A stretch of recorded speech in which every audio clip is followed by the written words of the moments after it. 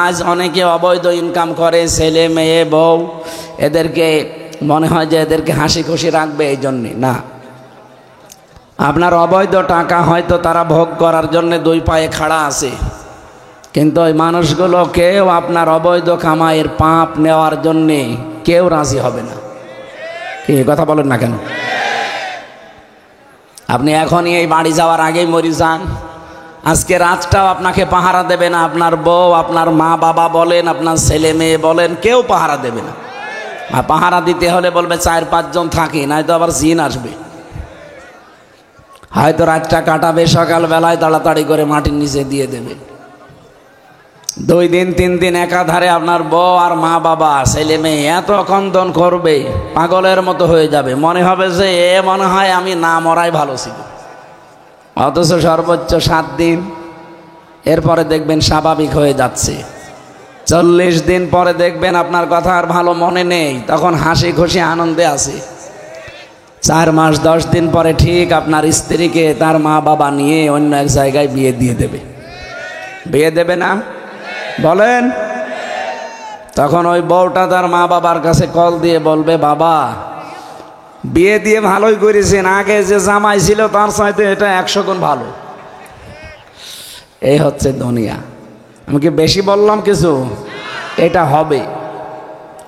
এই জন্যে আমরা কারো সুখের জন্যে, হাসি খুশির জন্যে, আনন্দের জন্যে আমার পাপের বোঝা ভারী করে সেখানে দেখা যাচ্ছে আমি নিজেই বহন করতে পারলাম না।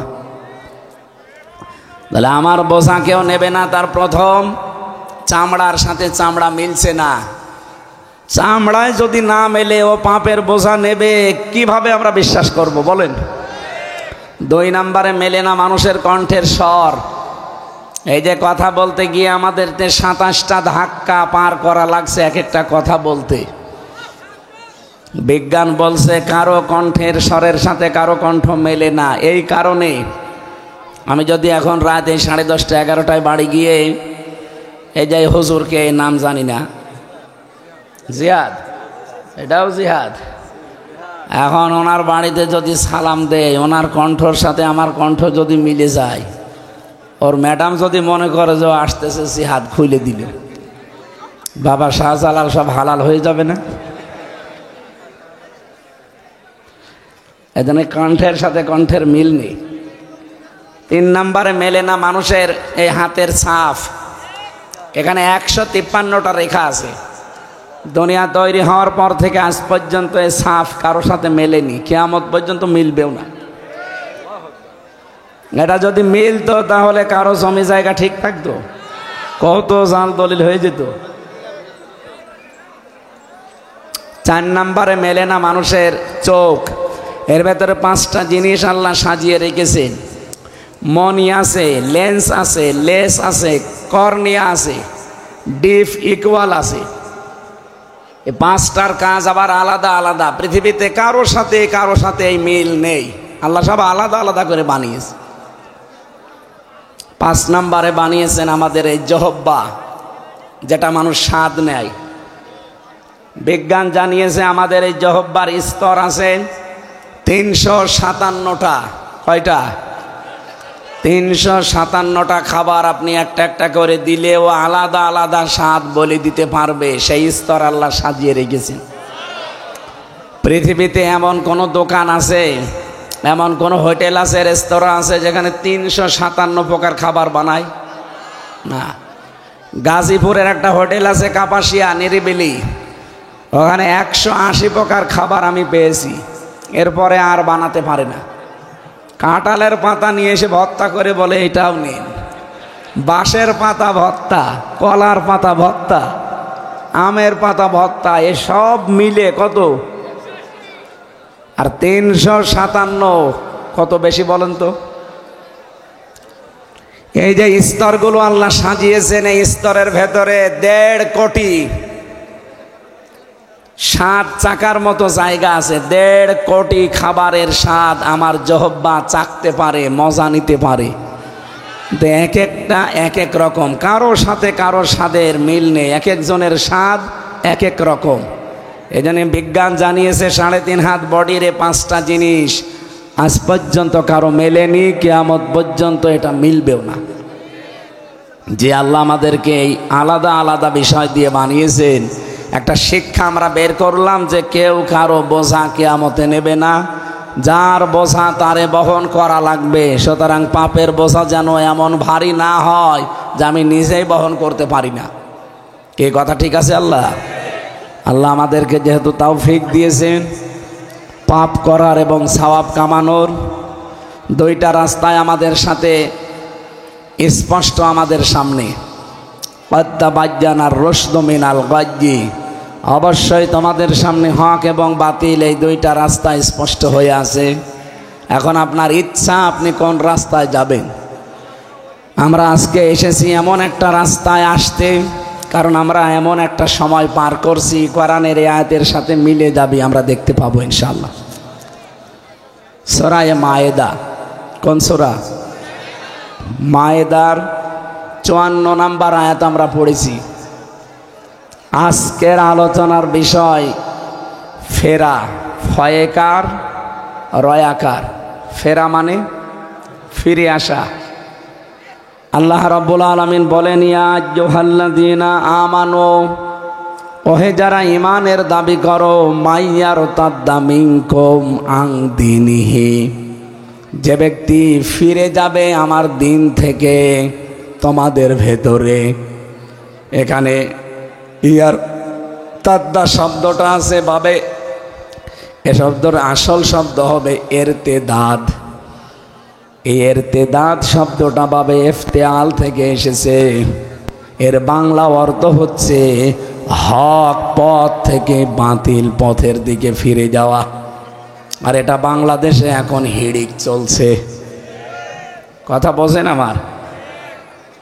হক পথ থেকে যারা বাতিল পথের দিকে, বিভিন্ন বাতিল পথের দিকে যারা ফিরে চলে যাচ্ছেন, তাদেরকে আল্লাহ জানিয়েছেন মাইয়ারতাদ্দা মিনকুম আন দীনিহি, তোমাদের ভেতরে যে ব্যক্তি আমি আল্লাহর দিন থেকে ফিরে চলে যাই, ফাসাউফা ইয়াতিল্লাহ, অতি শীঘ্রই আল্লাহ তোমাদেরকে জানিয়ে দেবেন, দেখাবেন, বিকাউমিন ইউহিব্বুহুম ওয়া ইউহিব্বুনাহু, এমন একটা জাতিকে তোমাদের উপরে আল্লাহ বিজয় করে দেবেন যারা আল্লাহকে ভালোবাসে এবং আল্লাহও তাদেরকে ভালোবাসেন।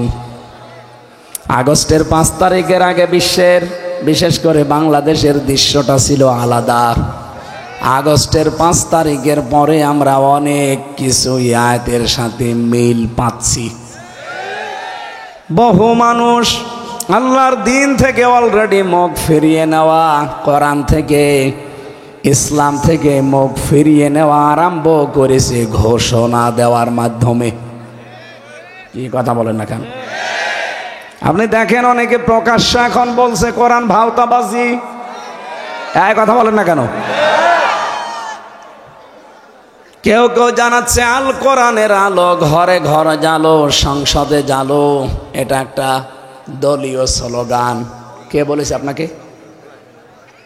কোরআনে কারিমে 1500 বছর আগে আল্লাহ আয়াত দিয়েছেন, ওয়ানুনাজ্জিলু মিনাল কুরআনি মা হুয়া শিফাউ ওয়া রাহমাতুল লিল মুমিনিন।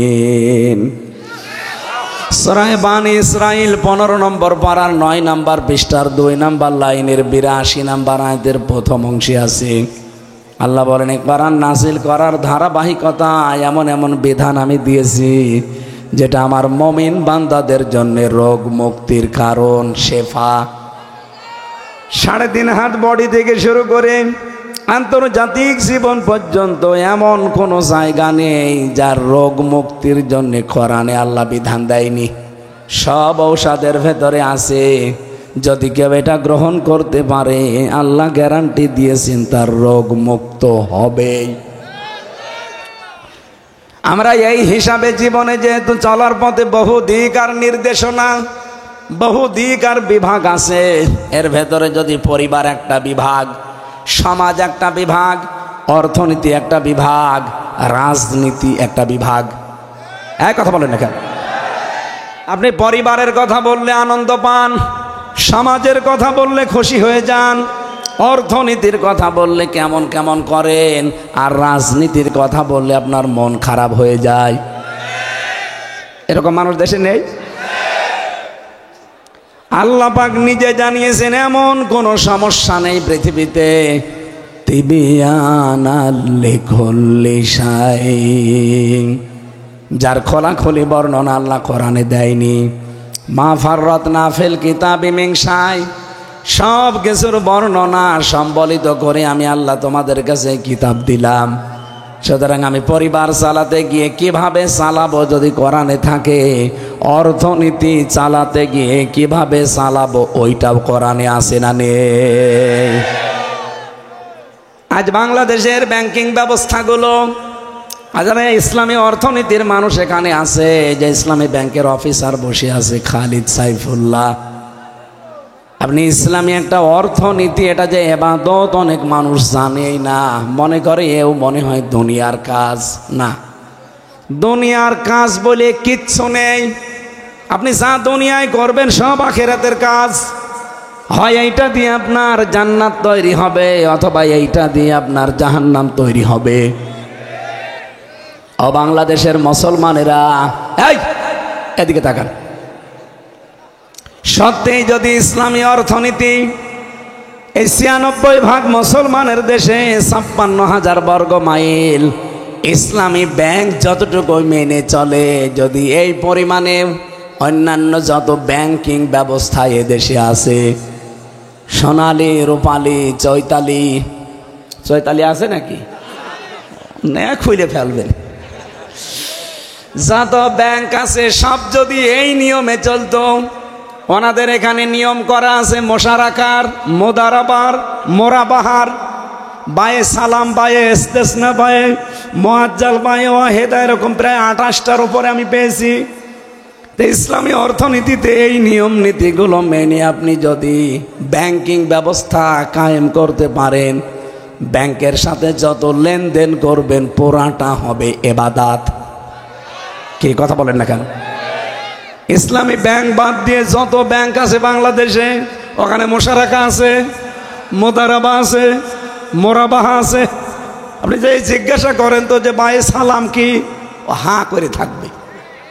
পরে যদি বলেন বায়ে মুআজ্জাল কাকে বলে, বায়ে ইস্তেসনা কি, ওয়াহিদা কি, ও মনে হয় বলতে গেলে বলবে আমার সময় দিন 10 বছর। তা আপনি এই দেশে ইসলামী অর্থনীতি চালাতে গিয়ে ইসলামী ব্যাংকিং ব্যবস্থা যদি রাষ্ট্রীয়ভাবে আমরা কায়েম করতে পারতাম, আজ ইসলামী ব্যাংকে কারবার করলে আমরা আলেমরা এই দেশে ফতোয়া দিয়েছে যে আপনার সওয়াব হয়, অন্যান্য ব্যাংকের সাথে কারবার করলে গোনা হয়, মায়ের সাথে জেনা করার পাপ হয়। এই কারণে যে নিয়ম নীতিগুলো ওগুলো ওই ব্যাংকে নেই। আপনি নামাজের কথা বললে খুশি হয়ে যান, পরিবারের যে নিয়ম নীতিগুলো আছে, মা বাবা, স্ত্রী, সন্তান, চাচা, ফুফু, এদের সাথে ব্যবহার কেমন করবেন, এই কথাগুলো কোরআন দিয়ে বললে আপনি খুশি হন।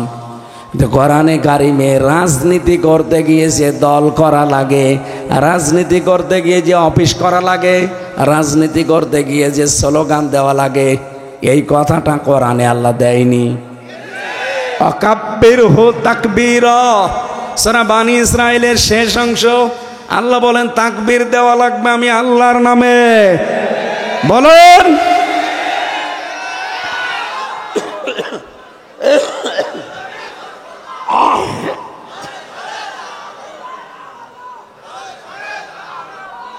এই বসে নাই, কথা কি বোঝা যাচ্ছে?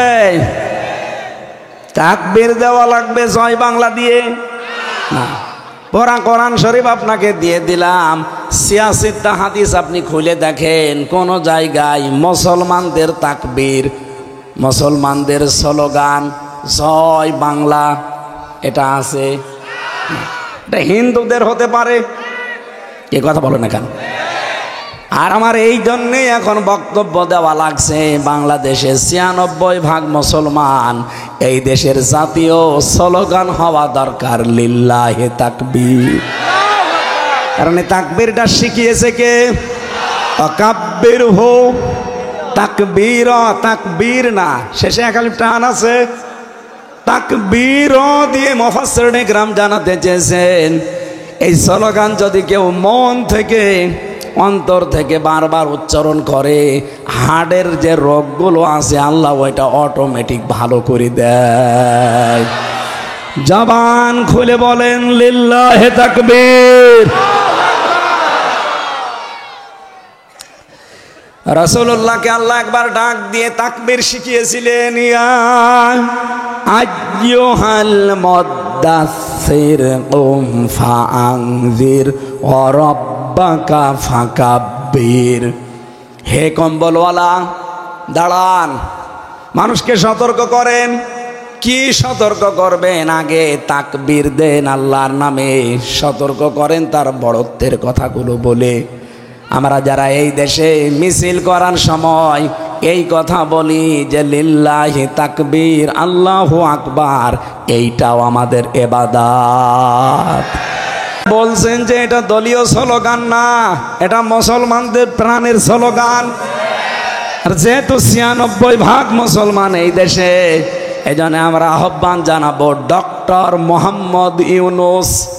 আপনি দেখেছেন দুই নবীর নাম, একটা মোহাম্মদ একটা ইউনূস, দুইজন নবীর নাম নিয়ে আপনি বসে আছেন। অতি তাড়াতাড়ি আমাদের প্রাণের এই জাতীয় স্লোগান হিসাবে এটা বাংলাদেশে জারি করা লাগবে। কারা চান দেখে লিল্লাহি তাকবীর।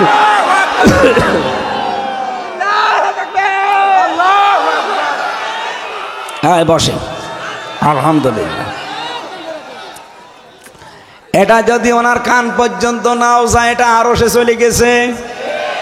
অথচ আল্লাহকে আমরা জানাতে দেই যে আল্লাহ, আমরা কিন্তু লিল্লাহি তাকবীর, আল্লাহু আকবারের পক্ষে আছি। কিন্তু আজ জেনে শুনে যারা আল্লাহর এই ভয় থেকে, এই দিন থেকে মুখ ফিরিয়ে নিচ্ছে, বলে এটা জাতীয় স্লোগান, ওরা দলীয় স্লোগান। কত মানুষ এই দেশে এখন ইসলাম থেকে প্রকাশ্যে মুখ ফিরিয়ে নিচ্ছে।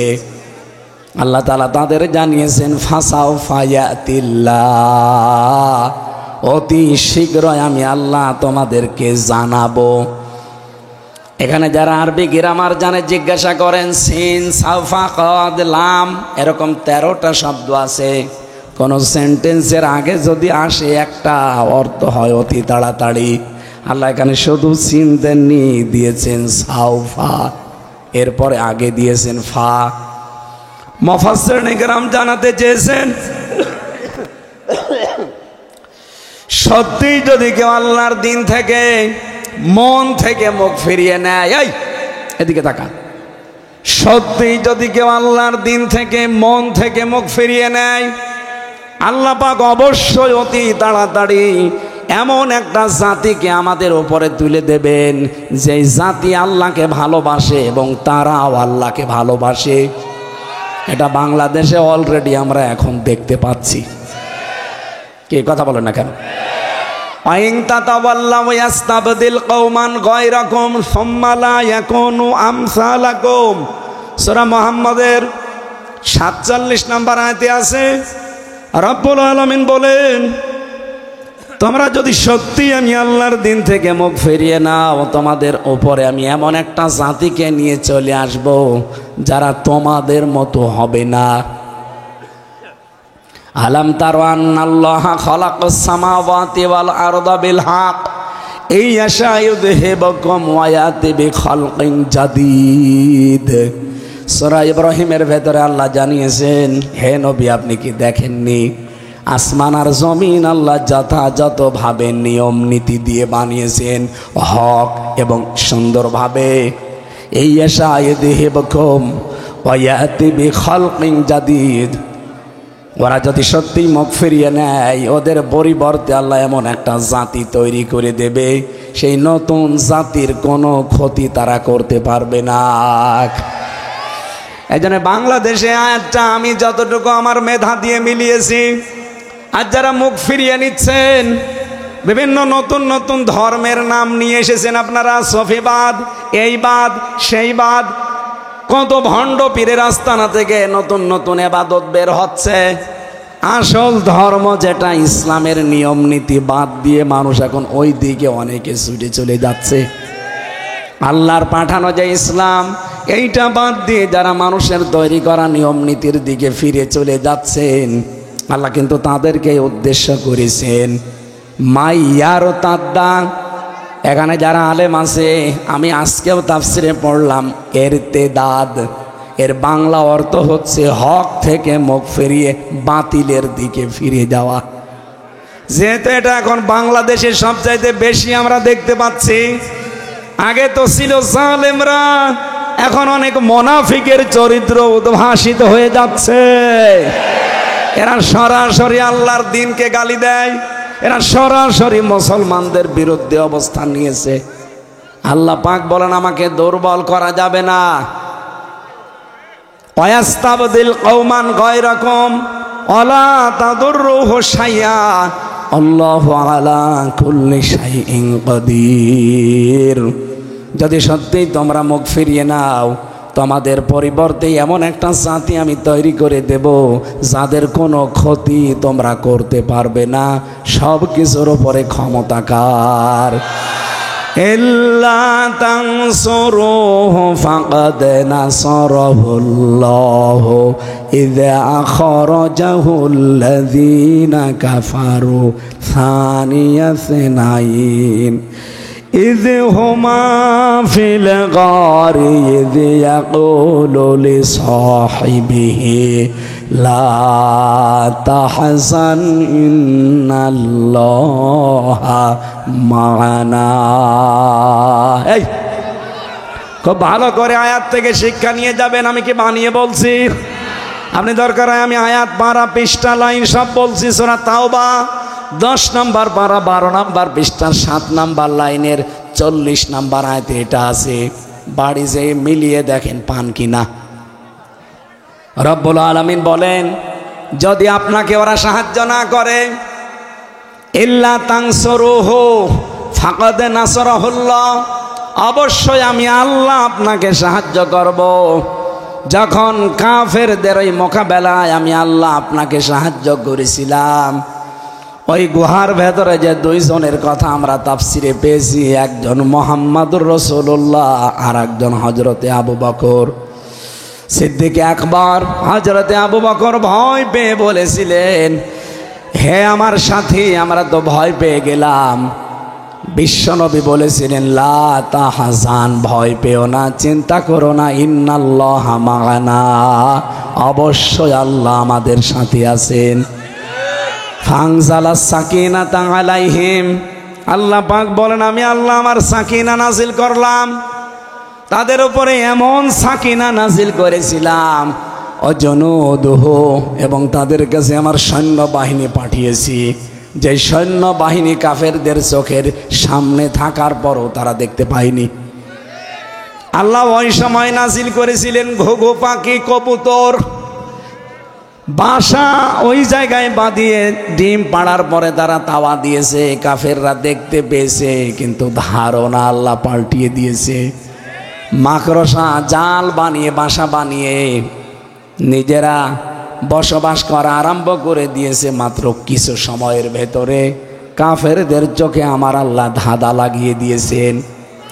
এই আয়াত থেকে আমি যেটা বাংলাদেশে মিলিয়েছি, আজ যারা ইসলাম থেকে মুখ ফিরিয়ে বিভিন্ন জায়গায় আল্লাহর দিন থেকে মুখ ফেরানোর মাধ্যমে আপনি মনে করেন আমি আল্লাহকে দুর্বল করে ফেলবো, এদেশে আর দিন কায়েম হবে না। আর দিন কায়েমের দায়িত্ব হামজার না, হামজার বাবারও না। দিন কায়েমের দায়িত্ব কার?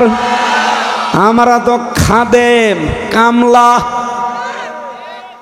আমরা তো কাজ করছি বেতন পাওয়ার আশায়। ঠিক বিকাল 5টা মানে জীবনের শেষ দিন আল্লাহ আমাদের বেতন দিয়ে দেবে, কিন্তু আপনি কি করলেন? আল্লাহর দিন আল্লাহ পাঠিয়েছেন লিইয়ুযহিরাহু আলাদ দীনি কুল্লি, দুনিয়ায় যত ধর্ম আছে সবকে আল্লাহ পেছনে ফেলে দেবেন, ইসলামকে আল্লাহ বিজয় করবেন, এ ঘোষণাকার। লিইয়ুযহিরাহু, এখানে আলেম না আপনি? এজাহার মানে আমরা অনেকে মনে করি স্পষ্ট করা না, এজাহার মানে এখানে বিজয় করা। আল্লাহ পাক বলেন আমি ইসলাম দিয়েছি এই পৃথিবীতে যত ধর্ম আছে, যত দিন আছে, যত মানব রচিত মতবাদ আছে, সবার উপরে বিজয় করার জন্যে। এখন এই কাজে যারা সরাসরি বাধা দিচ্ছেন, ইনডাইরেক্ট বাধা দিচ্ছেন, আপনি কিন্তু হামজাকে বাধা দেন না, আপনি বাধা দেন সরাসরি কাকে বলেন? আল্লাহকে সরাসরি বাধা দিয়ে পারবেন, ইনডাইরেক্ট পারবেন। এই জন্য আল্লাহ আয়াতের শেষের দিকে দিয়েছে আল্লাহু আলা কুল্লি শাইইন কদির, সব কিছুর উপরে ক্ষমতা কার? আরো জোরে বলেন কার? এই জন্য এদেশে যদি ইসলাম কায়েমের লোক একজনও হয়, তার কোনো চিন্তা নেই। ওয়ালা তাহিনু ওয়ালা তাহজানু ওয়া আনতুমুল আ'লাউনা ইন কুনতুম মুমিনিন। কোনো ভয় নেই, কোনো চিন্তা নেই, তোমরাই বিজয় হবে যদি মুমিন হতে পারো। বলেন তো এখানে বিজয় দেওয়ার মালিক কে? মুমিন হওয়ার মালিক কে? আল্লাহ মুমিন হবে। আল্লাহ মুমিন হয় কি করবে? আল্লাহ তো নিজে মুমিন আছে, ওনার নাম মুমিন না? আমাদের নাম কি? আব্দুল মুমিন। আমরা কেউ আসল মুমিন না, আমরা কি? আরো জোরে বলেন। বিজয় দেওয়ার মালিকও আল্লাহ, কিন্তু মুমিন হওয়ার মালিক আমরা। যদি আমরা সত্যিকারের মুমিন হতে পারি, আল্লাহর কথা আল্লাহ ঠিক রাখবে। ইন্নাকা লা তুখলিফুল মিয়াদ, অবশ্যই আমি আল্লাহ ওয়াদা ভঙ্গ করি। সুতরাং উনি ওয়াদা যখন দিয়েছেন, এদেশে যদি দিন কায়েমের কথা একজনও বলে 18 কোটি মানুষের ভেতরে, সেই দলের লোকই সফল, সেই লোকটাই সফল হবে। আমরা যদি 18 কোটি মানুষও বিরোধিতা করি, আমাদের সফল হওয়ার কোনো কায়দা নেই। তাহলে আবার কোরআন মিথ্যা হয়ে যাবে। ওমা ইয়াতাওয়াল্লাল্লাহু ওয়া রাসূলুহু ওয়াল্লাযীনা আমানু ফাইন্না হিজবাল্লাহি হুমুল গালিবুন। অবশ্যই যারা আল্লাহ, রাসূল এবং ঈমানদার, এই তিনটা বিষয়কে আল্লাহ বলেন ঈমানদার যারা আল্লাহর দিকে, রাসূলের দিকে ফিরে আসে, এরা কিন্তু আল্লাহর সেনাবাহিনী। কি? এরা আল্লাহর সৈন্য, সেনাবাহিনী বলা হয়েছে তাফসিরে। ফাইন্না হিজবাল্লাহি হুমুল গালিবুন।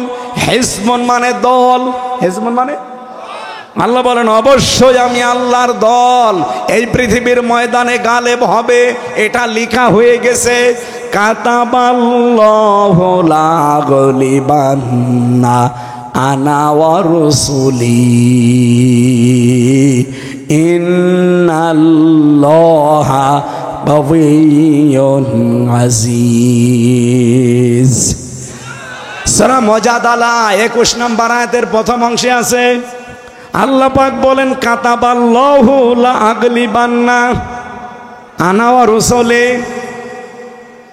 ও আলেম যারা আছেন এখানে, লামে তাকিদ নুনে সাকিলা, আল্লাহ বলেন এটা গ্যারান্টি দিয়ে বলছি, আমি আল্লাহ এবং আমার রাসূল যেখানে আছি তারা বিজয়ী হবে, এটা লিখে দিলাম। এদেশে আমাদের কোনো চিন্তা দেখবেন আমাদের চেহারার ভেতরে নেই। এদেশে দিন কায়েম হলেও ভালো, না হলেও অসুবিধা নেই, কারণ দিনের মালিকও আমরা নাই, জমিনের মালিকও। বলেন বলেন, আমরা চেষ্টা করে যাব, হলে ভালো, না হলে আমার বেতন পাবো আমি বিকাল 5টায়, তার মানে জীবনের শেষ দিনে। আপনি বিরোধিতা করে আল্লাহর টার্গেট হয়ে গেলেন। এজন্য আপনাকে আমি বাঁচাতে চাই, আপনি যদি দিন থেকে মুখ ফিরিয়ে নেন, ইসলাম যেন কায়েম না হতে পারে সেরকম মেকানিজম করেন, ফন্দে ফিকির করেন, রাস্তা বের করেন। আল্লাহর কসম, আল্লাহ বলেন ফাসাউফা ইয়াতিল্লাহু বিকওমিন, এমন একটা দলকে আমি তোমাদের সামনে নিয়ে চলে আসবো, ইউহিব্বুহুম ওয়া ইউহিব্বুনাহু, যারা আমি আল্লাহকে ভালোবাসে এবং আমি নিজেও তাদেরকে ভালোবাসি। এরকম একটা দল কিন্তু অলরেডি এদেশে আল্লাহ আরম্ভ করে দিয়েছেন। গত পরশুদিন, আজকে তো 19 তারিখ না, 18 তারিখ, 15 তারিখের একটা রিপোর্ট আছে, মাইক্রোসফটের রিপোর্ট দিয়েছে বাংলাদেশে একটা তৃতীয় শক্তির উত্থান হতে যাচ্ছে। যেটা ইসলামপন্থী। এদের নিয়ে এক দেশে ইসলাম যারা চায় তারা কিন্তু এখন দল বিদল নেই, সব এক হয়ে যাচ্ছে। ছোটখাটো মতভেদ যা ছিল সব ওরা অলরেডি ভুলে গেছে। কার টুপি লম্বা, কার টুপি গোল, কার টুপি কি, ওসব দেখার দরকার নেই। কার আকীদা কি ওটা বাদ, আমিনকে জোরে আসতে বাদ। আমরা এখন সবাই মিলে সামনে ইসলামের একটা বাক্স দিতে চাই। এই 54 বছরে আমাদের কাঁধের উপরে পা দিয়ে বহু মানুষ রাষ্ট্র চালিয়েছে, আর আমাদেরকে জেলে ঢুকিয়েছে। আমরা পাগল, কিন্তু অত পাগল আর নেই। কি পাগল এখন ভালো হয়ে গেছি? এই কথা বলেন না কেন? আমরা এখন সবাই চাচ্ছি এদেশে সবাই মিলে ইসলামের একটা বাক্স দেওয়া হবে। এই জন্য 15% মানুষ চাইতো। আগস্টের 5 তারিখের আগের রিপোর্ট দেখবেন, মাত্র 100 জনের 15 জন মানুষ বলতো আমরা ইসলামে দেশে কায়েম করতে চাই। এই 15 তারিখের রিপোর্ট। 100 জনের 66 জন মানুষ এখন বলছে আমরা এদেশে ইসলাম কায়েম চাই। এটার প্রমাণ আপনি পাবেন আজকের এটিএম আজহারুল ইসলামের জনসভাগুলোতে। শুধু বিক্ষোভ মিছিলে এত মানুষ হতে পারে, বাংলাদেশের ইতিহাস পাল্টিয়ে দিয়েছে দেশের মানুষ। আপনি দেখেছেন একটু, টাকা পয়সা দেওয়া লাগে নাই। এতগুলো মানুষ যদি অন্য দলের মানুষ হয়ে এক জায়গায় করা লাগতো, কত হাজার হাজার কোটি টাকা খরচ হতো। অথচ এরা নিজেদের টাকা খরচ করে ইমানের দাবি অনুযায়ী গেছে, কারণ একটা নিরপরাধ মানুষের পক্ষে আমরা দাঁড়াতে চাই। আপনি এখানে রাজনীতির গন্ধ খুঁজবেন না। যদি রাজনীতির গন্ধ খোঁজেন তাহলে লুৎফুজ্জামান বাবরকে ফের জেলে দেওয়া লাগবে, কারণ সেও মার্ডার মামলার আসামি। এই কথা বলেন না কেন? সেও ফাঁসির আসামি, সেও মৃত্যুদণ্ডপ্রাপ্ত আসামি। তারে 17 বছর পরে ছেড়ে দিলেন কেন? আপনারা আমাদেরকে হাইকোর্ট দেখান। তার তো সরাসরি সাক্ষী দিয়েছে অনেকে, আর এই লোকের সাক্ষী হচ্ছে 3 প্রকার। কেউ দেখেছে 6 মাইল দূর থেকে, কেউ 3 মাইল দূর থেকে, কেউ 1.5 মাইল দূর থেকে। সাক্ষী মানে কি? সাক্ষী দেয় তারা যারা উপস্থিত থাকে। প্রশাসনের যারা আছে তাদের জিজ্ঞাসা করে, ওনারা যাদেরকে সাক্ষী হিসাবে নিয়ে যায়। সাক্ষী শব্দের বাংলা অর্থই হচ্ছে উপস্থিত। যিনি এই চর্ম চোখে দেখে তাকে শাহেদ বলে। শাহেদ মানে সূরা বুরুজের ভেতরে দেখবেন আছে,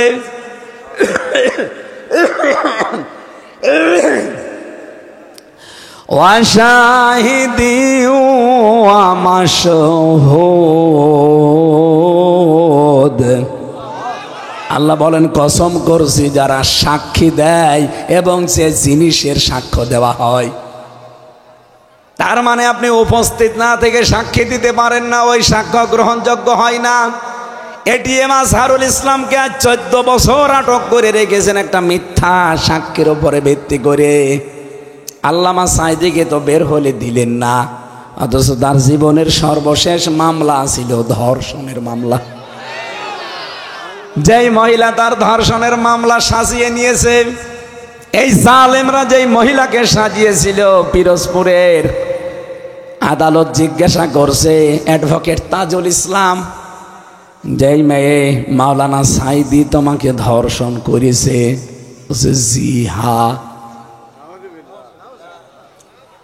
তো তোমার জন্ম কত সালে?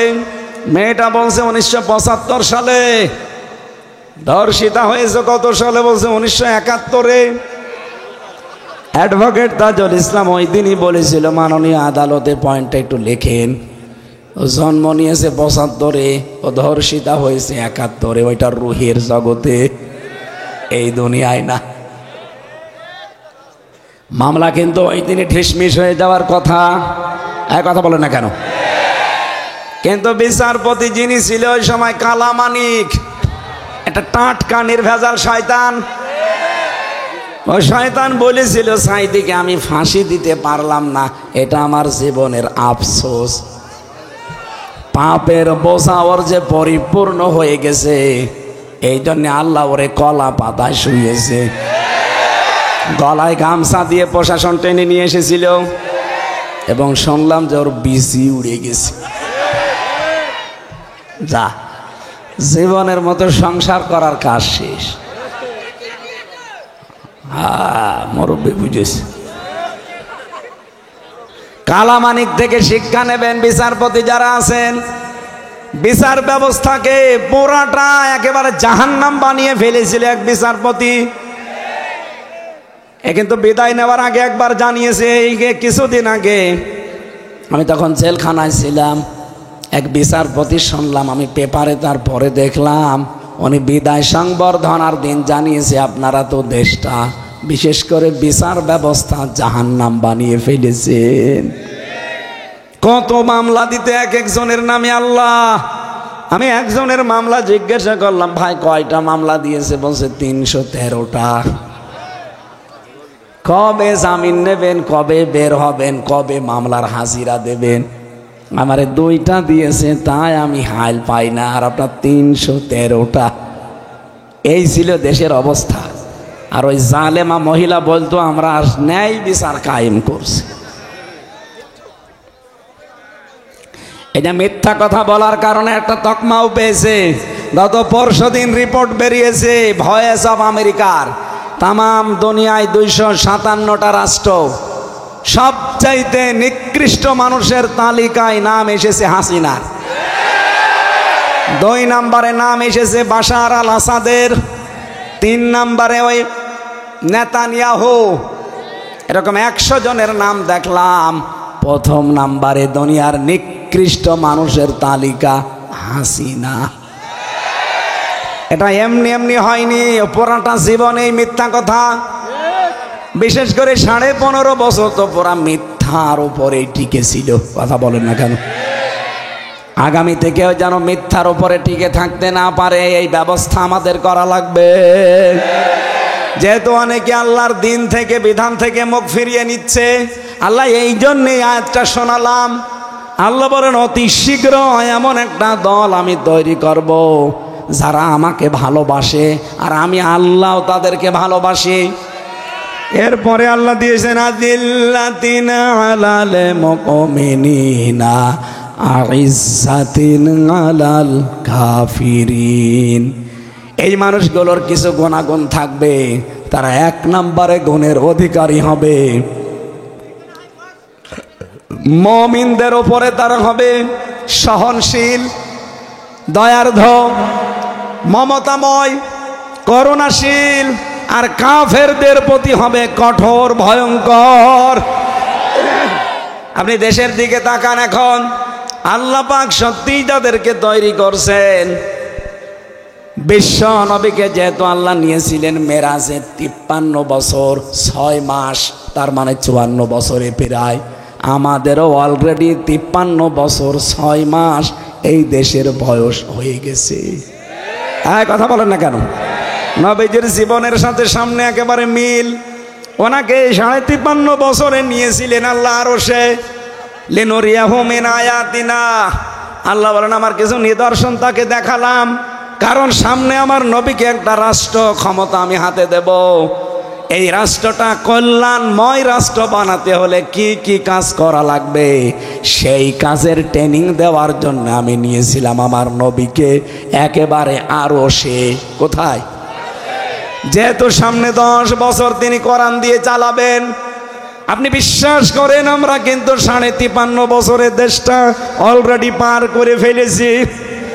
আগামীতে দেশটা আল্লাহ ইসলামের হাতে যদি তুলে দেয়, অন্তত 10টা বছর যদি এ দেশ কল্যাণময় রাষ্ট্র হিসাবে চালাতে চান, এদেশে এখন যারা আমরা আছি ইমানের দাবি করি, নিজেদের ভেতরের ছোটখাটো ভুল ভ্রান্তিগুলো ক্ষমা করে দেওয়া লাগবে। আযিল্লাতিনা আলাল মুমিনিন, মুমিনদের উপরে দয়ার দোহাওয়া লাগবে, ভালোবাসার হাত বিস্তৃত করা লাগবে।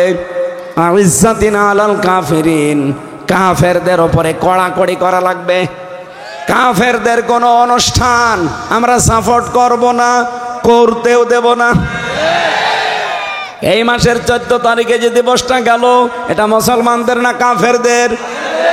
শফিক রেহমান এই শয়তান ইংল্যান্ড থেকে নিয়ে এসেছিল আমদানি করে, ওর নাম ছিল শফিক রহমান। এই যে ইরতিদাদের ব্যাখ্যা পেয়েছি আমি, যারা আল্লাহর নাম কেউ পরিবর্তন করে ফেলে আল্লাহ তাদেরকে ধ্বংস করে দেন। তার প্রমাণ, ওর নাম হচ্ছে শফিক রহমান। সাংবাদিক জিজ্ঞাসা করছে, আপনার নাম তো শফিক রহমান, রেহমান করলেন কেন? শয়তান বলছে, আমার নাম রহমান, এটা শুনলে আমার মৌলবাদের গন্ধ আসে, এই জন্যে নাম আমি রহমান থেকে কেটে রেহমান করলাম।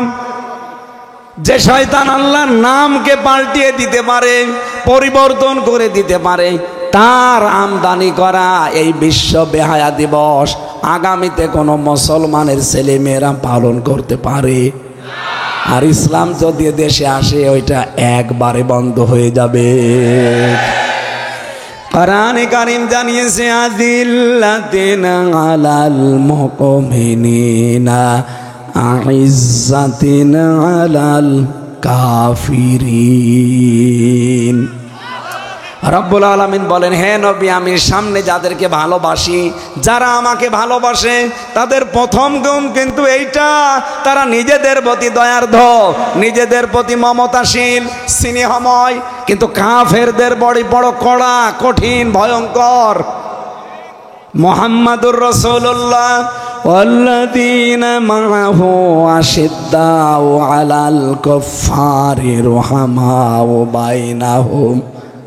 আল্লাহ পাক বলেন, মুহাম্মদ সাল্লাল্লাহু আলাইহি সাল্লাম আল্লাহর রাসূল, আর তার সাথে যারা থাকবে তাদের প্রথম গুণ হবে তারা নিজেদের প্রতি দয়ার্ধ, কিন্তু কাফেরদের প্রতি হবে বড় কড়া, কঠিন। আগামী থেকে কাফেরদের কোনো অনুষ্ঠানে আমরা যাব না, তাদের অনুষ্ঠান তারা পালন করবে, আমরা নিজের আনন্দ করব না। 12 মাসে 13 পূজা, এটা মুসলমানদের না কাফেরদের? বলেন বলেন। এলাকায় যদি অন্য ধর্মের মানুষ থাকে, তাদের ধর্ম তারা নির্দ্বিধায় পালন করবে, কোনো অসুবিধা নেই, কিন্তু আমরা নিজেরা যেয়ে তাদের সাথে তাল মিলাবো। তো অনেকেই দেখি যে পূজার অনুষ্ঠানে সামিল হয়, এলাকায় হয়তো হিন্দু নেই, এই জন্য আপনি টের পাচ্ছেন। ও লক্ষ্মীকুণ্ড নাম শুনে বোঝা যাচ্ছে না। হিন্দু ভাই বোনরা, আপনারা মন খারাপ করবেন না, আপনার ধর্ম আপনি পালন করবেন, কোনো বাধা নেই। আমরা যতটুকু অধিকার নিয়ে ধর্ম পালন করি, আপনারটা আপনি পালন করবেন অতটুকু, কোনো বাধা নেই, কোনো বিপত্তি নেই। কিন্তু আপনারটায় আমি যাব না, আপনি আমারটায় আসতে পারেন না। ধর্ম যার যার, উৎসব তার তার। তো কিছু মানুষ ধর্ম যার যার, উৎসব সবার বলে চালিয়ে দেয়, না, এটা ঠিক না। ধর্ম যার যার, উৎসব তার তার, সে পালন করবে। আপনি আজ পর্যন্ত দেখেছেন কোরবানি জবাই করার দিন কোনো হিন্দু এসে বলেছে ধরেন গরু আমি মারি? তারা যদি না আসে আপনার কোরবানি দিতে, আপনি কেন তাদের বোঝায় যে বলবেন ধর্ম যার যার, উৎসব সবার? এটা বলা জায়েজ নেই। আর তারটা সে পালন করবে, আপনি সিকিউরিটি দেবেন। কথা বলেন না কেন? সারা বাংলাদেশ নিয়ে সবচাইতে বেশি মিথ্যা তথ্য ছড়িয়েছিল ইন্ডিয়ায় 54 বছর। প্রথম নাম্বারেই তারা বলতো এই দেশে সাম্প্রদায়িক সম্প্রীতি নেই, সংখ্যালঘুরা নির্যাতনের শিকার হয়। এজন্য আগস্টের 5 তারিখের পর থেকে বাংলার মুসলমানেরা হিন্দুদের মন্দির, বাড়িঘর পর্যন্ত পাহারা দিয়েছি। এইটাকে ইস্যু করতে চেয়েছিল হাসিনা, পারে নাই। যেহেতু দেখছে না এরা তো পাহারা দেয় মন্দির, পাহারা দেয় হিন্দুদের বাড়িঘর, এটা দিয়ে হয়নি, তখন আর একটা ইস্যু তৈরি করেছিল, রেকশা লীগ, নাম শোনেননি? এটাও পারে নাই। আনসার লীগ দিয়েছিল, এটাও পারে নাই। এবং 7টা বারবার ভয়ঙ্কর কাজ চালিয়েছে, একটা ভালে পানি নেয়নি। এই 3 দিন আগে আর একটা চালিয়েছিল, মোদিকে পাঠিয়েছিল একেবারে দাদার কাছে,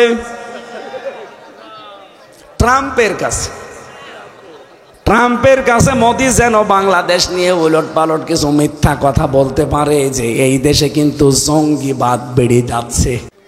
আল্লাহ রাব্বুল আলামিন পুরাটা উল্টিয়ে দিয়েছেন, কারণ আমরা সত্যি কথা বলছি কোরআন সামনে নিয়ে। এ জমিনে আল্লাহর দিন কায়েম হোক, এইটাই আমাদের মনের কামনা বাসনা। ক্ষমতায় যে চেয়ারম্যান, মেম্বার, এমপি, মন্ত্রী, মেয়র, উপজেলা চেয়ারম্যান হব, এটা যদি কারো ভেতরে আকাঙ্ক্ষা থাকে, ওরে ভোট দেওয়া জায়েজ নেই। এই জন্য এমন এমন দল করা লাগবে, সেই দলে গেলে পদ চেয়ে নেওয়া জায়েজ নেই, পদ দিলে আরো কান্নাকাটি করে। আর আমরা এমন দল করি, পদ না দিলে কোপ দেয়। কথা বলে না কেন? আমার কুষ্টিয়ায় পদ দেয়নি, কুপিয়ে মেরে ফেলেছে, বলছে তোরা বাঁচতেই দেব না। অথচ এমনও দল আমরা পাই যে দলে পদ দিতে গেলে সভাপতি দিতে যাবেন ও কন্দন করবে। আরে ভাই, এটা তো দেখা জিনিস, চলা জিনিস, এটা আবার গোপন করার কি আছে? যদিও পদ চেয়ে নেওয়া যদি যোগ্যতা সম্পন্ন হয় কেউ, তার জন্য চেয়ে নেওয়া জায়েজ আছে। ক্বালা জাআলনি আলা খাযাইনিল আরদি ইন্নী হাফিজুন আলিম। হযরতে ইউসুফ নবী বাদশাকে বলেছিলেন, আপনি আমাকে বাইতুল মাল, অর্থমন্ত্রীর দায়িত্বটা দেন, খাদ্যমন্ত্রীর দায়িত্ব দেন, আমি সঠিকভাবে খাদ্যের আঞ্জাম দিতে পারবো। তিনি কিন্তু দায়িত্ব চেয়ে নিয়েছিলেন। আমাদের দেশেও যদি এরকম ইউসুফ নবীর অনুসারী কেউ থাকে, যে খাদ্য মন্ত্রণালয় দিয়ে, শিল্প মন্ত্রণালয় দিলে, কৃষি মন্ত্রণালয় দিলে চালানোর পরে আরো টাকা ফেরত দেয়, এরকম মানুষের জন্য পদ চেয়ে নেওয়া জায়েজ আছে। আপনি দেখতে পাননি মতিয়ার রহমান নিজামী মন্ত্রণালয় যাওয়ার পরে 26 টাকা বেঁচেছিল, টাকাটা আবার ফেরত দিয়েছে। বাংলাদেশে এরকম একটা দৃষ্টান্ত দেখান তো। আপনি মানুষ খুঁজে পান না, আল্লাহর ওলি খোঁজ করতে যান বরিশালে, চট্টগ্রামে। আল্লাহর ওলি তো অর্থনৈতিকভাবে ওইটা যে দায়িত্ব পালন করার পরে মাত্র 26 টাকা ফেরত দিয়েছে। এদেশের এমপি না, মন্ত্রী না, উপজেলা চেয়ারম্যান না, মেয়রও না, ইউনিয়ন চেয়ারম্যানও না, শুধু একটা ওয়ার্ডের মেম্বার হলে তার বাড়ি 5 তলা হয়। আর উনি 2টা মন্ত্রী ছিল। কয়টা? কৃষি এবং শিল্প। 2টা মন্ত্রী চালিয়েছে। একটা টাকার দুর্নীতি তার মন্ত্রণালয়ে খুঁজে পাওয়া যায়নি। 26টা টাকা মাত্র বেঁচেছিল, আবার ফেরত দিয়ে দিয়েছে। তার বাড়ি এখনো পর্যন্ত মাটির বাড়ি, উপরে টিন দেওয়া। আরে ভাই, এর চাইতে আর কি দেখানো যায় আপনাকে? আপনি এরপরও বলেন না আমি কিছু বুঝি না। এদিকে আসে, কানের নিচে এমন জোরে 2টা দেবো, আপনি সব টের পেয়ে যাবেন। আরে না, আমি বুঝি না।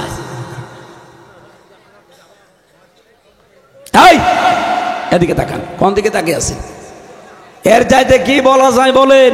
আপনি তো মানুষ খুঁজেই পান না। যারা সভাপতির দায়িত্ব না পেলে মানুষকে কোপায়, আর যারা দিতে গেলে কন্দন করে, 2টা কি এক? আল্লাহ রাব্বুল আলামিন, আজকে একটা হাদিস পড়ছিলাম, বিশ্বনবী বলেন, এটা ইমাম আহমদ ইবনে হাম্বল থেকে বর্ণনা, হযরতে আবু যর রাদিয়াল্লাহু তাআলা আনহু বলেন, আমার বন্ধু মুহাম্মাদুর রাসূল, সবার জন্য এটা দরকার, লিখে নেবেন অথবা মোবাইলে তুলবেন। আমার বন্ধু মুহাম্মাদুর রাসূলুল্লাহ বলেন সাল্লাল্লাহু, উনি আমাকে 7টা কাজের নির্দেশ দিয়েছেন। এখন থেকেই জীবনে আপনি এগুলো করবেন, আমিও যেন করতে পারি। 1 নম্বরে মিসকিনদের ভালোবাসা এবং তাদের সাথে ওঠা বসা করা, তার মানে গরিব মানুষের সাথে মিশা। 2 নম্বরে পার্থিব বিষয়ে নিজের চেয়ে নিম্ন স্তরের লোকদের প্রতি দৃষ্টিপাত করা এবং উচ্চ পর্যায়ের লোকদের দিকে নজর না দেওয়া। তাহলে আপনার মনের ভেতরে একটা অনির্বচন শোক আল্লাহ আপনাকে দান করবে যদি এটা করতে পারেন। খালি আমার নেই নেই পাইনি কিছু নেই না, আপনার চাইতে কোনো মানুষ স্টেশনে ঘুমায়। কথা বলে না কেন? অনেকের তো স্টেশনও নেই। হযরতে ঈসা নবীর জীবনী পড়লাম, এদিকে তাকান। জীবনে তার পার্থিব সম্পদ বলতে শুধু একটা পানি খাওয়ার লোটা ছিল, যে পানি খায় যেটা গ্লাস, এই একটা গ্লাস ছিল, তাছাড়া কিচ্ছু ছিল না। ঘর বাড়ি জায়গা জমি দুনিয়ার কোনো সম্পদ তার জীবনে আমি পাইনি, খালি পানি খাওয়ার জন্য একটা গ্লাস। একবার নদীর পাশ দিয়ে যাচ্ছিলেন, দেখেন একটা লোক পানি খাচ্ছে, হাতের উপরে পানি তুলে নিয়ে, এই যে আঁচল করে খায় না, দৃশ্যগুলো দেখার পরে আকাশের দিকে তাকিয়ে বললেন, রব্বুল আলামিন, আমি মাঝে মাঝে আফসোস করতাম যে আমার কিছুই নেই, শুধু পানি খাওয়ার এই গ্লাস বাদ দিয়ে। আর ওই লোকটার তো গ্লাসও নেই, হাতে করে পানি খায়, এই গ্লাসের ছাতাও দরকার নেই, দিলেন নদীর ভেতরে ছুঁড়ে। আজকে থেকে আমি আর দুনিয়ায় কিছুই রাখতে চাই না। যখন আপনার এইটা মনে হবে যে আমার যা আছে অনেকেরই নেই, এই কথা বলেন না কেন, আমার যা আছে অনেকেরই নেই। ওসি সাহেব যদি চিন্তা করে আমি যে চেয়ারে বসে আছি, আমার এই চেয়ারে পৌঁছাতে কত মানুষের ঘাম ঝরে যাচ্ছে। যে লোকটা আমার আন্ডারে কাজ করে কনস্টেবল, অন্তত তার তুলনায় তো আল্লাহ আমারে অনেক উপরে রেখেছেন। এই হিসাবেও তো আল্লাহর শুকরিয়া আদায় করার কথা। ইসলামী ব্যাংকে আমার ভাইরা ভাই আছে, উনি যদি মনে করে আমি অন্তত যে চেয়ারে আছি আমার নিচে অনেক চেয়ারে এখন অনেক মানুষ আছে, আল্লাহ অন্তত ওই জায়গায় না রেখে আমার যে একটা অফিসার বানিয়েছে, এই জন্যে তো আলাদা একটা সেজদা দেওয়া দরকার। আমি হামজার এই জায়গায় আসতে কত মানুষ চেষ্টা করছে যে যদি এই জায়গায় আসতে পারতাম, আর আমি চেষ্টা চালাচ্ছি যদি সাইদি সাহেবের ওই জায়গায় যেতে পারতাম। এই জন্য আমাদের উচিত হচ্ছে দুনিয়ার বিষয়ে নিচের দিকে নজর দেওয়া, আর আখেরাতের বিষয়ে উপরের দিকে। যে বহু মানুষ এই পৃথিবী থেকে এমন এমন ইবাদত করে গেল, দিনের জন্য এমন কষ্ট স্বীকার করলো, তাদের তুলনায় আমি কিছুই না। আরে ভাই, দিনের জন্য আপনি কি করেছেন? এটিএম আজহারুল ইসলাম যদি বিনা কারণে 14 বছর একটা ঘরের ভেতর ওনাকে বন্দি করা, আমি 3 বছর ওনার সাথে ছিলাম, 3টা বছরে দেখেছি 24 ঘন্টা ওনার, যেহেতু ফাঁসির, উনি ফাঁসির দণ্ডপ্রাপ্ত আসামি, এই জন্য 24 ঘন্টা তালা লাগিয়ে রাখ, অথচ মিথ্যা একটা মামলা দিয়ে তার জীবনটায় হাসিনা নষ্ট করে দিল। তার যে মানবতার জন্য, দিনের জন্য, ইমানের উপরে টিকে থাকতে গিয়ে যে স্যাক্রিফাইস, আমি নিজে শুনেছি। ওনার বাড়ি হাসিনার শ্বশুর বাড়ি পাশাপাশি, হাসিনার শ্বশুর বাড়ি পীরগঞ্জে, ওনার বাড়ি বদরগঞ্জে, একেবারে পাশাপাশি, 1-1.5 কিলো হবে। ওনার আত্মীয় হয় সম্পর্কে। কতবার জেলখানায় লোক পাঠিয়েছিল গোপনে যে জামাত ইসলাম ছেড়ে দিতে বলেন, আওয়ামী লীগ করা লাগবে না, শুধু জামাত ছেড়ে দিয়ে বাড়িতে থাকতে বলেন, ওনারে এদেশের গুরুত্বপূর্ণ একটা পদে দিয়ে দেব। উনি বলেছিলেন, না, আমি জামাত ইসলাম করি কারো কথাই না, আল্লাহ কি বলেছে, রাসূল কি করেছে, ওইটা দেখে আমি জামাত করি। তার মতো স্যাক্রিফাইস আপনার জীবনে আছে, সেও তো কিয়ামতে উঠবে, আপনিও উঠবেন। কি নিয়ে উঠবেন? ঠেলাটা বুঝতে পারবে তখন। শিবিরের সাবেক সভাপতিকে দেখলাম, দেলাওয়ার, তার গরম করে তার লজ্জাস্থানে ঢুকিয়েছে। 57 দিন লোকটা রিমান্ডে ছিল, লজ্জাস্থান নষ্ট হয়ে গিয়েছিল, পরবর্তীতে চিকিৎসার মাধ্যমে আল্লাহ আবার ফেরত দিয়েছে। কিয়ামতে তো দেলাওয়ারও উঠবে, হামজা উঠবে, কথা বলেন না কেন? ওসি সাহেব কবির ভাই উঠবে, খালেদ ভাই উঠবে। আমরা 4 জনের নাম বললাম, এই 4 জনে যদি কিয়ামতে ওঠা হয়, বলেন তো মর্যাদার দিক থেকে, ইসলামের জন্য, মানবতার জন্য, ইমানের জন্য কার স্যাক্রিফাইস বেশি? আমি কি করলাম তার তুলনায়? এই চিন্তা ভাবনা যদি করেন তাহলে আপনার মনে আফসোস আসবে না। 3 নম্বরে, রক্তের সম্পর্ক যুক্ত রাখা, যদিও তারা রক্তের সম্পর্ক ছিন্ন করতে চায়, বাংলাদেশে এটা বেশি। এক কথা বলেন না কেন? আমার সাথে সবচাইতে বেশি রক্তের সম্পর্ক আমার মা, আমার বাবা, আমার বোন, আমার ভাই। এক কথা বলছেন না?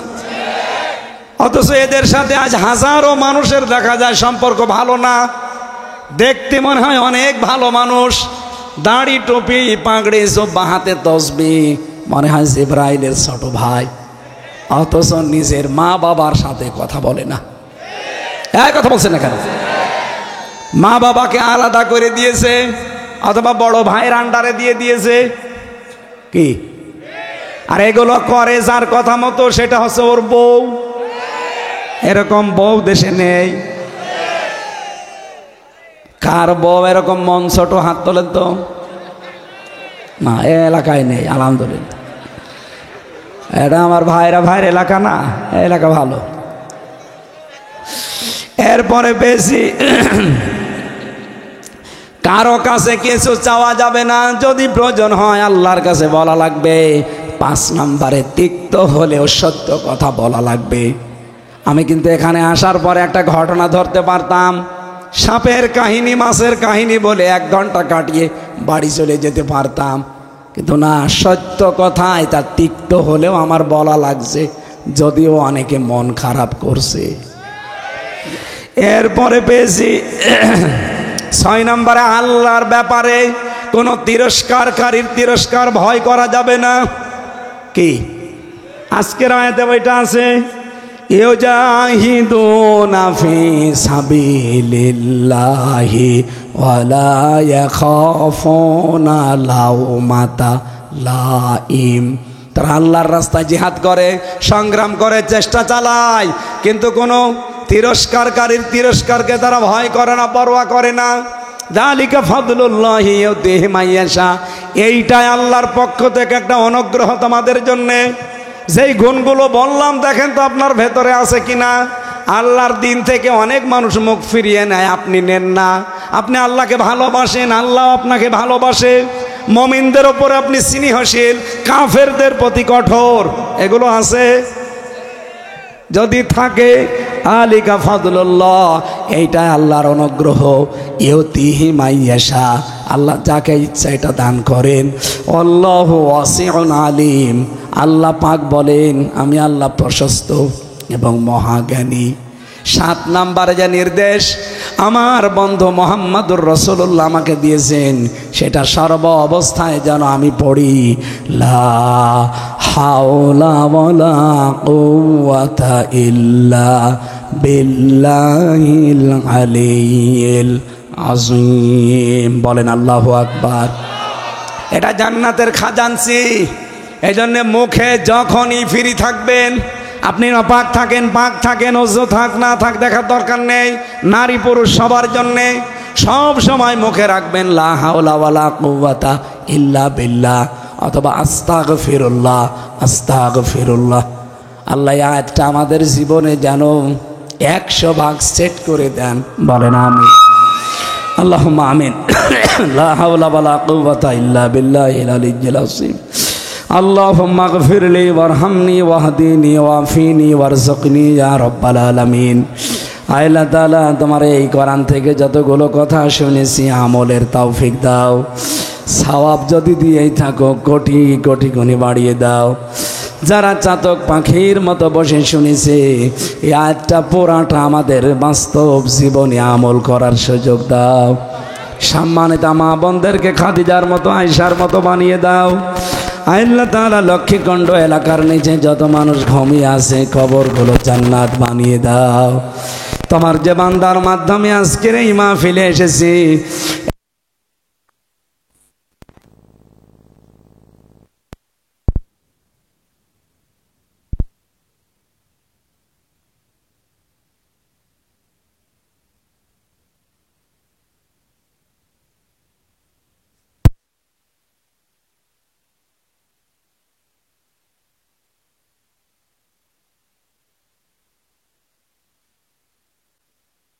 يأتي الله بقوم يحبهم ويحبونه أذلة على المؤمنين عزة على الكافرين يجاهدون في سبيل الله ولا يخافون لومة لائم ذلك فضل الله يؤتيه من يشاء والله واسع عليم صدقت يا ربنا اللهم صل على سيدنا مولانا محمد قالوا سبحانك لا علم لنا إلا ما علمتنا إنك أنت। ঠিক আছে বসে, এরা এখনো দাঁড়িয়ে আছে কেন? বসে।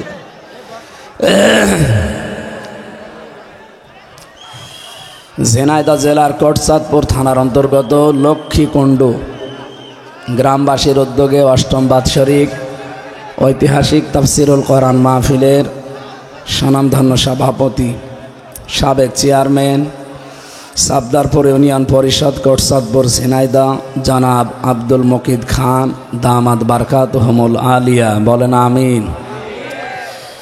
এতক্ষণ যারা আলোচনা রাখলেন, চুয়াডাঙ্গার সন্তান হাফেজ মাওলানা আব্দুল খালেক দামাত বারকাতুহুমুল আলিয়া, মঞ্চে বসা এ থানার সম্মানিত অফিসার ইনচার্জ শ্রদ্ধাভাজন বড় ভাই জনাব কবির মাতব্বর দামাত বারকাতুহুমুল আলিয়া, মঞ্চে বসা আছেন আমার বড় ভাইরা ভাই জনাব খালিদ সাইফুল্লাহ, মঞ্চে বসা সম্মানিত ব্যক্তিবর্গ, আমি তো অনেকের নাম জানি না। রফা'না লাকা যিকরাক, একবারে দোয়া করছি আল্লাহ তাদের সম্মান আর মর্যাদা দুনিয়া আখেরাতে যেন আরো বাড়িয়ে দেয়। এই আপনারা কথা বলবেন, তো আমরা নিয়ে আসলেন কেন? কথা বন্ধ করেন।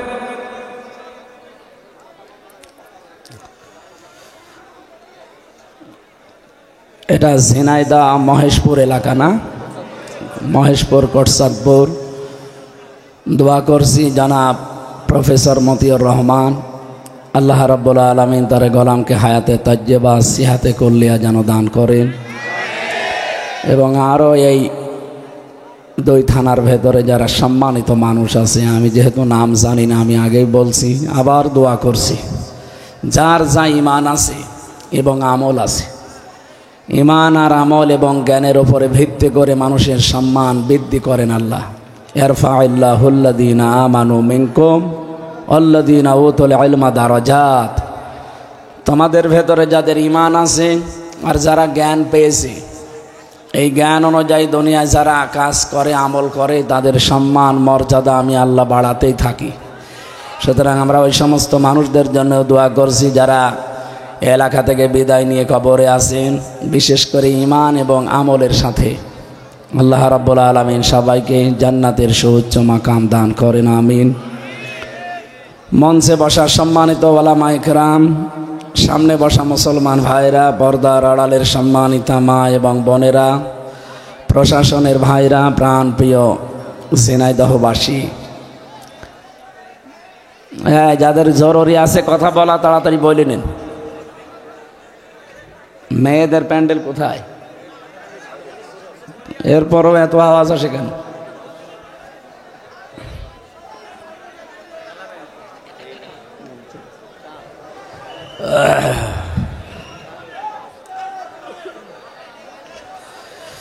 ঝিনাইদহবাসী আমরা এসেছি আল্লাহর কালাম শুনতে, এটা কিন্তু এখন ইবাদত। এটা কি চলছে বলেন তো? ইবাদত চলছে। নামাজে দাঁড়িয়ে যেমন এদিক ওদিকে তাকানোও যায় না, হালকা কথা বলা যায়, হ্যাঁ? তাহলে আপনি যদি ইবাদত মনে করেন, কথা বলেন কেন? কষ্ট হলেও চুপ করে থাকেন।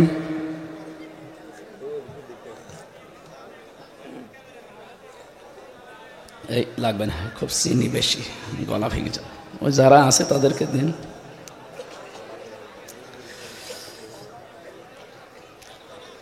সম্মানিত ভাইরা, আমি আবার আশা করছি, যেহেতু এটা ক্লাস চলছে কোরআনের, আমরা বেশি কথা বলিও না। এখন জেল থেকে বের হবার পরে আমাদের শারীরিক অবস্থা ভালো না, কণ্ঠটাও বসে গেছে, এই জন্যে সর্বোচ্চ 1 ঘন্টা 10 মিনিটে শেষ করে দেব।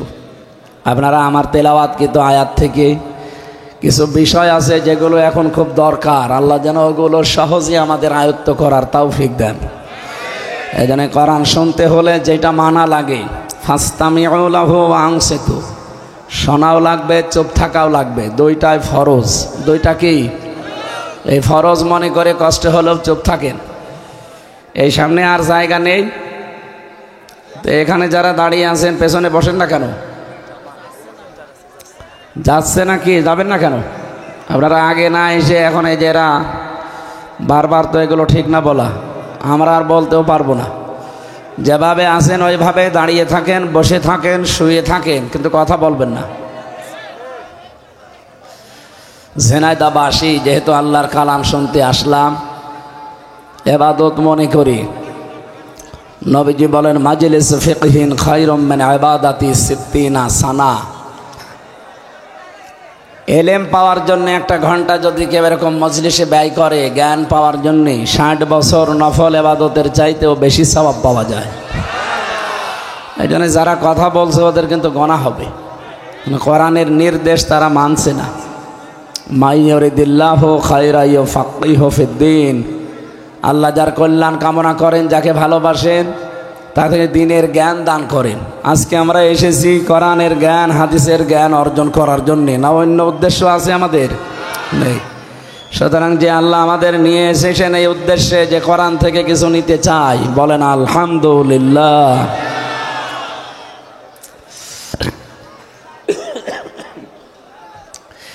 যেদিন আল্লাহ মানুষকে বানিয়েছে ওই দিন থেকে আজকের এই দিন পর্যন্ত, এখান থেকে কিয়ামত পর্যন্ত 5টা জিনিস এই মানব দেহের ভেতরে আল্লাহ দিয়েছেন, প্রত্যেককে আলাদা আলাদা। এটা কারো সাথে কারো মেলে না। আল্লাহ এই জন্যেই দিয়েছেন। আমরা অনেকে ভ্রান্ত ধারণায় আছে যে আমরা যাই করি, আমাদের পীর আছে, বাবা আছে, মুরব্বী আছে, এরা পার করে নেবে। না, এটা মিথ্যা কথা। ওয়ালা তাজিরু ওয়াজিরাতু উযরা উখরা। কেউ কারো বোঝা বহন করবে না। সুতরাং যতটুকু বোঝা আপনি নিজে বহন করতে পারবেন ওই পরিমাণে পাপ করবেন। ঠিক আছে তো? অবশ্য ঠিক। আপনারা তো রংপুর বিভাগের মানুষ না, এ তো খুলনা বিভাগ। রংপুরে একটু সমস্যা আছে। ওদেরকে গাড়িতে যদি হরেন দেওয়া হয় আবার ঘুরে তাকায় যে কে দেখছে দেখি। খুলনা বিভাগের মানুষ তো অন্তত সচেতন। আপনারা সচেতন হয়ে বলবেন কেউ কারো বোঝা বহন করবে। প্রমাণ হচ্ছে চামড়া। ৯৭৬৮ প্রকার চামড়া আমাদের শরীরে আছে। এক এক চামড়া এক এক রকম। আরও আশ্চর্য হচ্ছে কারো চামড়ার সাথে কারো চামড়ার মিল নেই। আমার চামড়া যদি কেটে যায়, এই যে জিহাদ সাহেবের চামড়া যদি এসে লাগিয়ে দেন, পছন্দ ধরবে, ভালো হবে না। আমার চামড়া ভালো বানাতে হলে আমার এই ৩.৫ হাত বডির ভেতরের কোনো জায়গা কেটে এনে এখানে লাগিয়ে দেবেন, ভালো হয়ে যাবে। আল্লাহ এটা বোঝাতে চায় যে তোর চামড়ার সাথে ও জিহাদের চামড়া মেলে না। আর কিয়ামতের দিন ও তোর বোঝা, পাপের বোঝা বহন করে নিয়ে যাবে। ও বলে তুই বিশ্বাস করিস ও একটা ভণ্ড আর তুই পাগল। এইরকম ভণ্ড আর পাগল দেশে নেই। আমরা যেন ওই পাগলামি না করি। কেউ কারো বোঝা নেবে না। আপনি যতটুকু পারবেন, সুতরাং এখন থেকে অতটুকু অন্যায় করার সাহস করবেন যে আমি এটা বহন করতে পারবো কিনা। কারো জন্য রেখে গেলে কিয়ামতের দিন সেও কিন্তু নেবে না।